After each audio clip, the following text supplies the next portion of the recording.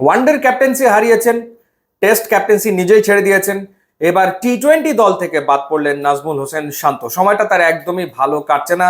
শ্রীলঙ্কা সফরে যাবার আগে আগে বিসিবি থেকে ঘোষণা আসে নয়া ওয়ানডে কাপ্তান মেহেদী হাসান মিরাজ, এবং এই সিদ্ধান্ত বিসিবি নেয় শান্তকে না জানিয়ে, যার প্রেক্ষিতে টেস্ট অধিনায়কত্ব ছাড়ার সিদ্ধান্ত তিনি নিয়েছিলেন। এবার বিসিবির আর এক সিদ্ধান্ত, টি-20 স্কোয়াডে নাজমুল হোসেন শান্তর নাম নেই।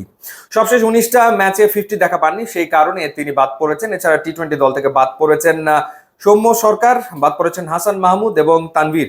সৌম্য ঠিক কি কারণে বাদ সেটা আসলে বোধগম্য হচ্ছে না। সৌম্যর কি ইনজুরির কোনো সমস্যা আছে? যদি থেকে থাকে তাহলে তিনি কেমন করে রংপুর রাইডার্সের হয়ে গ্লোবাল সুপার লিগে খেলতে চলে গেলেন?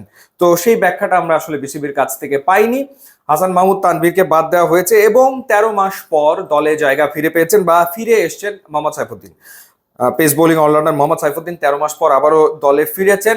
এছাড়া ওয়ানডে দলে ডাক পাওয়ার পর টি-20 দলেও ডাক পেয়েছেন নাইম শেখ। যেভাবে তিনি পারফর্ম করছিলেন ঘরোয়া আসরগুলোতে, ঢাকা প্রিমিয়ার লিগ হোক বা Bangladesh premier league cricket BPL হোক, সুতরাং নাইম শেখের আসলে ডাক পাওয়াটা মনে হচ্ছিল যেটা সময়ের ব্যাপার মাত্র, তিনি আসলে ডাক পেয়েছেন। বাট নুরুল হাসান সোহান টি-20 স্কোয়াডের বিবেচনায় নেই, এবং তিনি না থাকার কারণও গ্লোবাল সুপার লিগের রংপুর রাইডার্সের পার্টিসিপেশন কিনা সেটা আমাদের বোধগম্যতা আসলে নয়।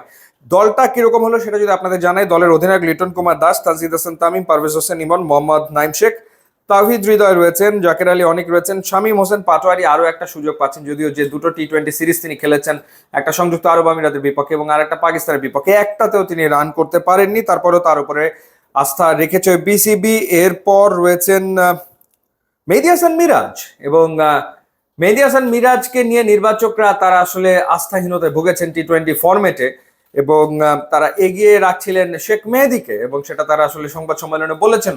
অল অফ এ সাডেন আসলে মনে হয়েছে তাদের যে না, মেহেদী হাসান মিরাজ আসলে টি-20তেও পারফর্ম করতে পারেন হয়তো, বা তাকে টি-20 দলে রাখা উচিত। কেন, কি কারণে অল অফ এ সাডেন মেহেদী হাসান মিরাজকেও তারা বিবেচনা করলেন যখন দলে শেখ মাহাদি রয়েছেন, সেটাও একটা ইন্টারেস্টিং ফ্যাক্ট। এরপর নাসুম আহমেদ রয়েছেন, তাসকিন আহমেদ এবং মুস্তাফিজুর রহমান, তারা দুজনই আসলে টি-20 স্কোয়াডে ফিরেছেন আছেন। শরীফুল ইসলাম রয়েছেন, তানজিম হাসান সাকিব রয়েছেন। সো এই হচ্ছে বাংলাদেশের বাংলাদেশের স্কোয়াড, 16 জনের স্কোয়াড।